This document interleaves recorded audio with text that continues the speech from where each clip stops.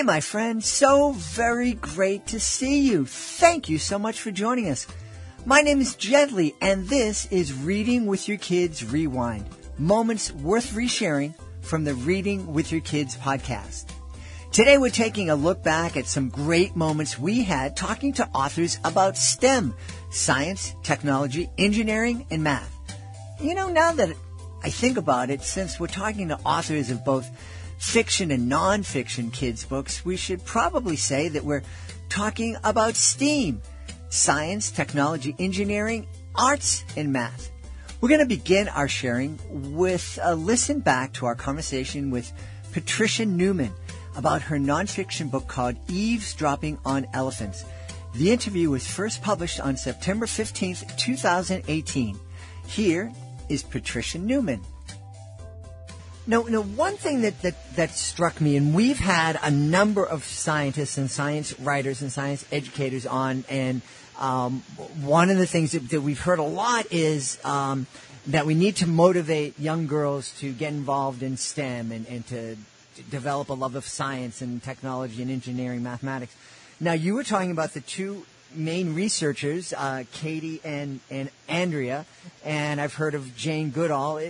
Is it unusual for women to kind of be at the forefront of this kind of animal research, or is this someplace where women have been involved in STEM for a while? Women have been involved in elephant studies for a long while. Joyce Poole and Cynthia Moss are both famous elephant researchers, and are sort of contemporaries of Katie Payne's. But STEM is cool whether you're a girl or a boy. Oh.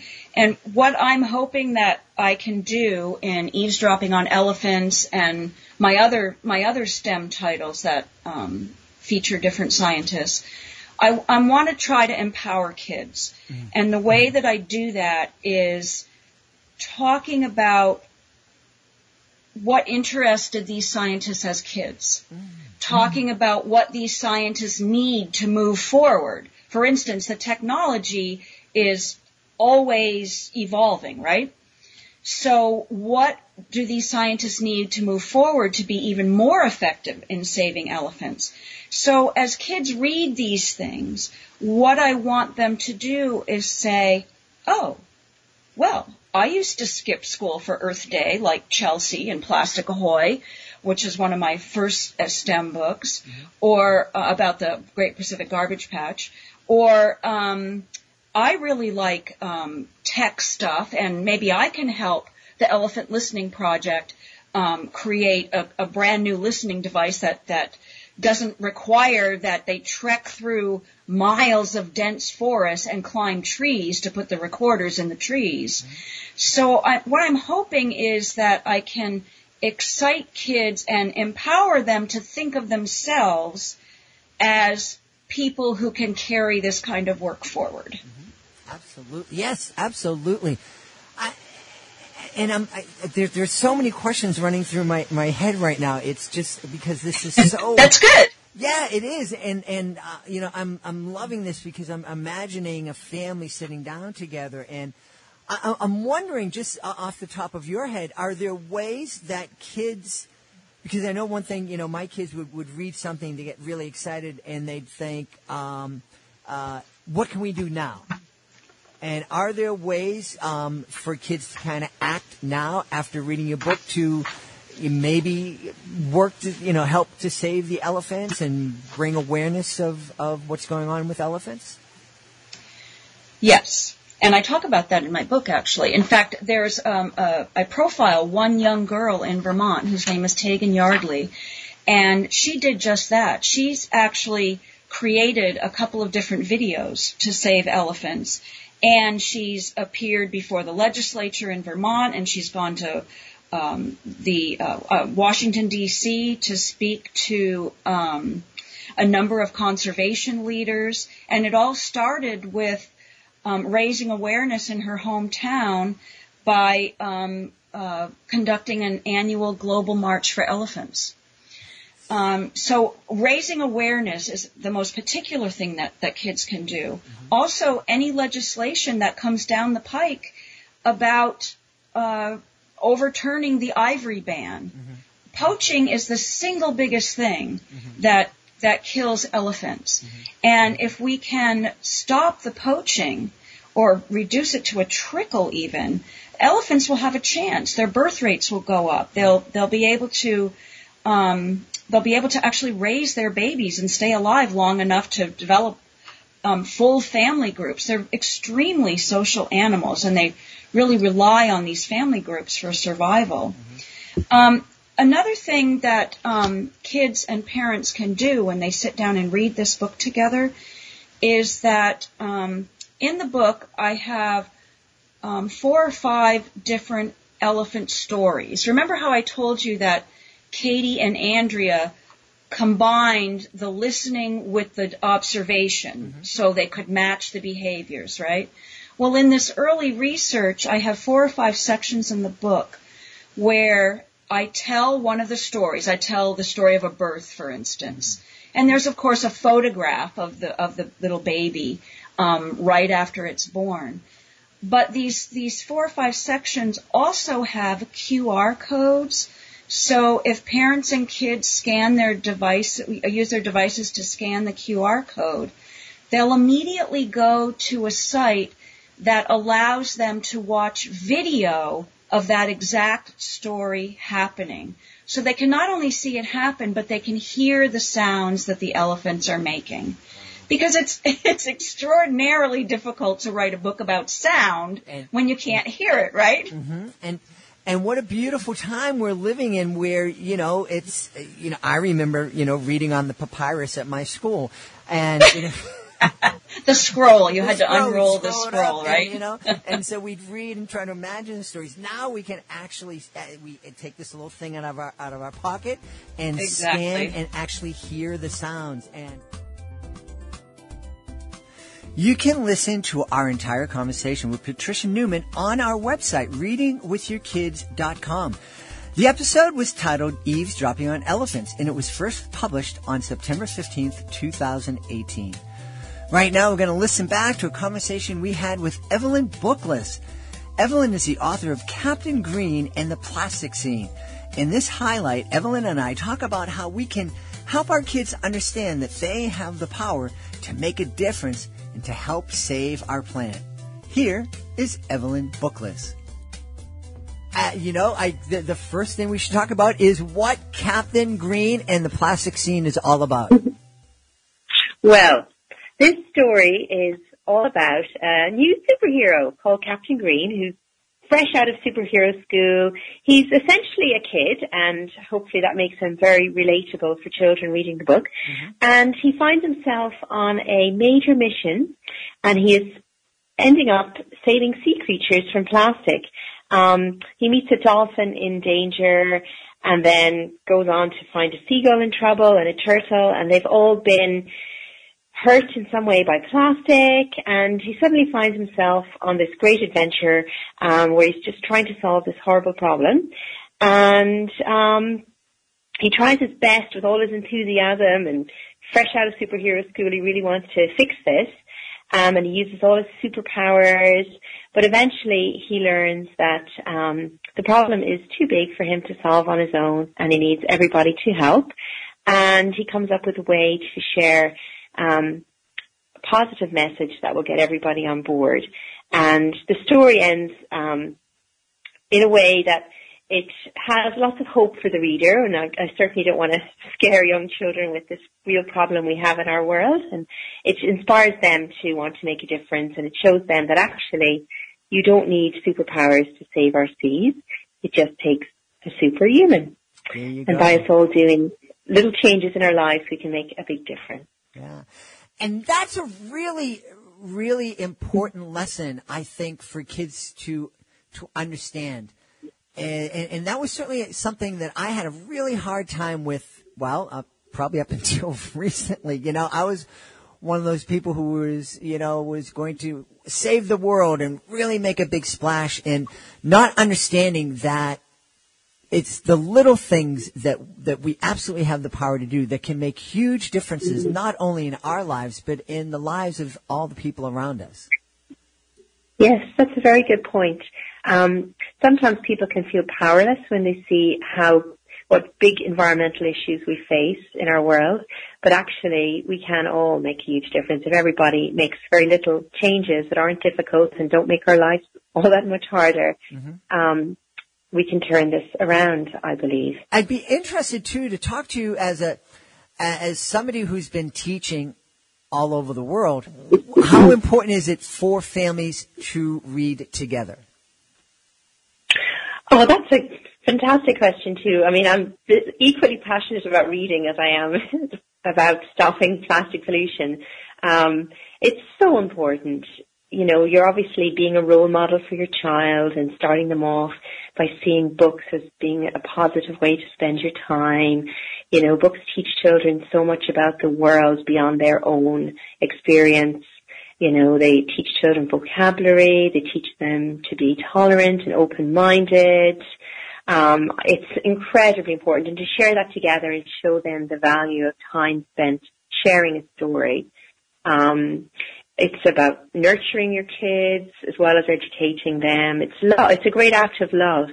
I was at a wonderful talk by a wonderful UK author called Piers Torday, who writes middle grade fiction.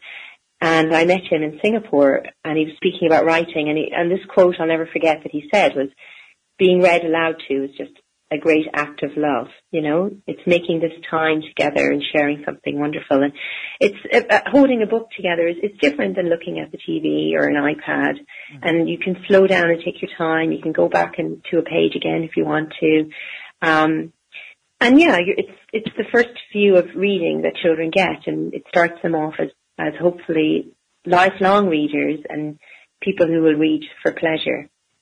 So yeah, it's vitally important. Yeah, I love that. Reading with your kids is a great act of love, and I agree. It says so much. That simple act of holding a book together, it's simple, but it really says, it communicates so much to the kids. Hey, you know, if you enjoyed that clip, you will absolutely love to listen to the entire conversation I had with Evelyn. It was titled Captain Green and the Plastic Scene, and it was published on March 10th, 2019. You can find it on our website, readingwithyourkids.com. You can also find our podcast on the iHeartRadio app, on Spotify, Amazon Music, Audible, Apple Podcasts, Podcast Addict, Podchaser, Good Pods, Podbean, Luminary, Ghana, Himalaya. You kind of get it. Wherever you find your podcast, you can find the Reading with Your Kids podcast. Time right now to take a listen to our chat with Laura Knight. The episode is called Be Kind to the Planet and Each Other, and it was first published on January 7th, 2018. Right now, here is the author of A Seal Pup's Survival Guide, Laura Knight. I'm excited to have you here. This is a great children's picture book. The illustrations and the photographs in the book are bright. They're colorful. I know there's something that's just going to absolutely captivate the young people and the families that are reading it together. Well, that's definitely my intention. I wanted to create a new experience in reading a children's book, and definitely show kids a different perspective of what happens out at sea. Yeah, so give us a little, the overview of what Spot, A Sea Pup Survival Guide is all about, please. Well, sure. The book has a very simple message, and it's just about being kind to the planet and being kind to each other. It follows the story of a baby sea lion who gets tangled in trash, but fortunately is rescued by humans. And so the book includes illustration on one side and photography on the other side, so that while children are reading the story, they have a more realistic perspective of why it's so important to be aware of our environment, marine animals, and just kind of spread the message about ocean conservation and helping each other, recycling, and protecting our planet. Mm-hmm. I think this is a really great thing because it not only educates kids, but it also empowers them with the understanding that they can make a difference by making some simple changes in their life, that they can make a difference in the lives of all these sea creatures. And I think that carries over to help them understand that they can make a difference in their own lives and the lives of the people around them. Absolutely. I actually live in California, as you mentioned, and I thought about when this book was published, you know, would somebody out in the Midwest or somebody who doesn't live near the water would be as interested to kind of include this in their children's library if they just don't really see how they can impact their environment, or, you know, what is the relationship between them and the ocean when they live so far away. But it goes beyond that, because I think that kids generally have an affinity towards animals, and there is a sense of empathy when I'm reading the book when little Spot, who's the main character, gets tangled, and I could see the kid's eyes light up and almost like a sense of worry and how can we help. And, you know, if you don't necessarily live at the beach, there's things that you can do to help others, help your community. And, it's really just another way to engage in conversations between children and parents of, you know, how can we make a difference in the world?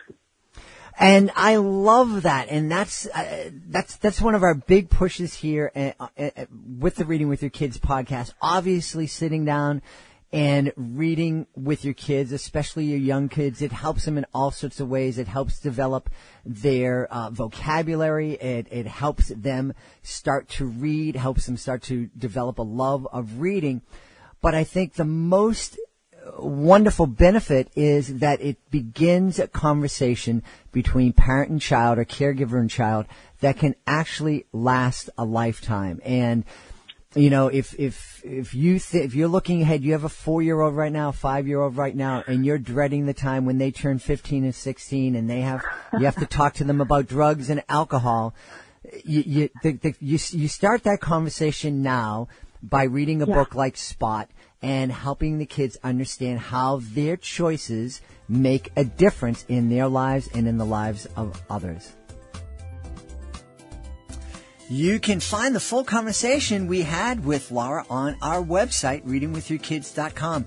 Just use the search tool and type in Be Kind to the Planet and Each Other. It was first published on January 7th, 2018. You know, I'm having a great time listening back to these highlights. I would love to know what some of your favorite moments from the Reading with Your Kids podcast are. You can let me know by connecting with us on social media. Facebook.com/readingwithyourkids, at Reading With Your Kids on Instagram, and at Jedley Magic on Twitter. You can also send us a message by going to readingwithyourkids.com and clicking on the contact button at the top of the page. Right now it is time to welcome the queen of yucky science to the podcast. She's Heather Montgomery, and it's from an episode we call Who Gives a Poop that was first published on June 16th, 2020. And fun facts are fun, don't get me wrong. I love fun facts. But I love to look at, like, how did we figure that out, right? How do we know now that whales poop kind of powers the ocean, right? That's a thing we didn't know about 15 years ago. And a scientist discovered that, like, whales, well, basically they eat at the bottom and they poop at the top, where their poop provides quite the fertilizers, it's feces fertilizer, for everything that lives in the ocean. And we didn't know that. Yeah. It's so surprising the things we don't know. And it's so powerful that there's so much more to discover. One of the fun things I get to do with these books is I get to put in a lot of back matter, a lot of information in the back, so like you're a little curious. Like there's all these fun stories and there's more to them, right? So I get to put in there links to videos that show you exactly what happens when, you know, whatever, all this information. But I also get to add in things that kids can do. Right? Because I think that the doing was what hooked me on science. So for example, there's a study that, scientists found that dogs and cats typically, when they go to the bathroom, they, face either north or south. What?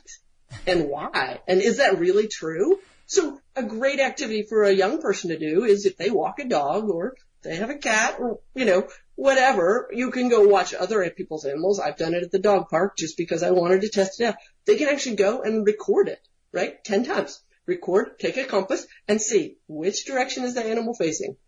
And it's valuable to record some other variables along the way, like, is there a hill involved? Is there a litter box involved that might be impacting this animal? But you know what I'm saying? Like, the questions start coming. And so I did this with my dog, and then I'm like, wait, does she always go on grass, or does she prefer other surfaces? And then the questions start. And once they start, they don't stop. And that's the power of science. Yeah. Right? Yeah, and as parents, we should really encourage that with our kids. And I know as parents, when the kids are young and they, it's like, how does that work? And you give them the answer and they go, why? That can get annoying. But we don't want to discourage that, because it really is. I think learning, for me, I started learning so much more when I accepted the fact that there was so little that I knew. Right. And I had heard that expression in high school, and I thought, nah. But it was like once I was able to sit down and go, you know what? I really don't know anything. Just the world opened up, because it was like, wow, that's how that works. That's how that works. Whoa, look at what we can learn from poop. Right. And I think one of the challenges as adults, as either parents or educators, we always feel like we're supposed to have the answers. And as an educator, I've discovered, oh my gosh, if I act that way, then a kid is going to feel that not having answers is a negative. But I actually think that not having the answers is a positive, because when we don't have answers, we dig. Our brain wants to dig further. If we're given an answer, boom, we're done. Yeah. Right? So that's kind of sad. That shuts off the learning. So a challenge as an adult is to learn to help a kid go further with their own question rather than shut it down. Right? And that's a tough thing sometimes, but I realize that just asking a child, what else are you wondering? What else? I want to make sure now Who Gives a Poop is going to be available in September. It's available on for pre-order right now. But if you're just dying to have one of Heather's books in your hands, there is a great book. The last book she published was called Little Monsters of the Ocean, Metamorphosis Under the Waves. Can you give us a quick little preview of what we'll find inside that book? Sure, because, butterflies and frogs is just about all we ever hear about. I mean, they're awesome, right? And they go through metamorphosis, this amazing process. But wait, why do they get all the credit? Do you realize that thousands and thousands of organisms in the ocean just go through amazing metamorphosis? There's this crazy kid. He's called a philosoma. He stands on top of a jellyfish. He's a kid, and he stands on top of jellyfish. As an adult, he looks like a lobster, and he lives in the bottom of the ocean. And I wanted to know why. Why does he stand on the top of the jellyfish? How does he eat jellyfish stingers? And how come, there's metamorphosis anyway? I mean, what's the good of that process? And so this was an amazing look at all the things. A jellyfish kid doesn't look like a jellyfish adult. Most people don't know that. It looks kind of more like a plant. I mean, all of these crazy things in the ocean, they go through this process. And I wanted to know what, why, how, where, when, and the questions just kept coming. And the amazing thing about that book is I discovered a 6-year-old who had made a discovery about the ocean that his parents, who were both scientists studying this crazy organism, had never even realized. He discovered 4 new species, all because he was willing to look at the kids in the ocean, not the adults. Wow. Right? Wow. It's so amazing what happens when we open our minds up to this idea of following questions. Yeah. And there's a whole ocean out there of unknown for kids to dig into. That is so cool. I'm just, and what you brought up about the little 6-year-old discovering something that his 2 scientist parents had never seen. Sometimes when we're stuck with a problem, our first inclination is to call the expert in. And that makes a lot of sense. But sometimes the best thing to do is to bring somebody in who knows absolutely nothing about this, because they're looking at it with completely different eyes. And they may see something that we've become blind to, that the experts have become blind to. It's so true. So true. Kids have amazing power to do that. And I think we as adults do too, if we kind of let go of all the filters that we've installed in our brains, right? And kids can help us do that. That's why one of the reasons I love working with kids so much, because when I teach, kids remind me that I've restricted my own view to such a narrow area. Yeah. But children don't have those walls built yet. And the power of thinking this way is that those walls don't get permanently in place in their brains. So in the future, they have this plasticity of thinking for no matter what problem they come up to. You know, we're talking about crazy monsters of the ocean, right? Kind of a weird thing. And probably most people are not going to go on to be oceanographers, you know, or marine scientists. But when they develop a mindset for looking at questions, being curious, and kind of a mental construct for how to pursue a question, it's such a powerful thing for the rest of their lives. Yeah. We always have such a fun time speaking with Heather Montgomery. We call her the Queen of Yucky Science. You can find the entire Who Gives a Poop episode and Heather's other appearances on the podcast by searching Heather Montgomery on our website. Right now, it's time to wrap up this episode of Reading with Your Kids Rewind. Special thanks going out to Michael Murphy for selecting the highlights for today's shows. Also want to thank our guests, Patricia Newman, Evelyn Bookless, Laura Knight, and our Queen of Yucky Science, Heather Montgomery. I also want to give a big thank you to my beautiful wife for all the support and love she showers on me. Most of all, I want to thank you. We'll see you on the next episode of Reading with Your Kids Rewind.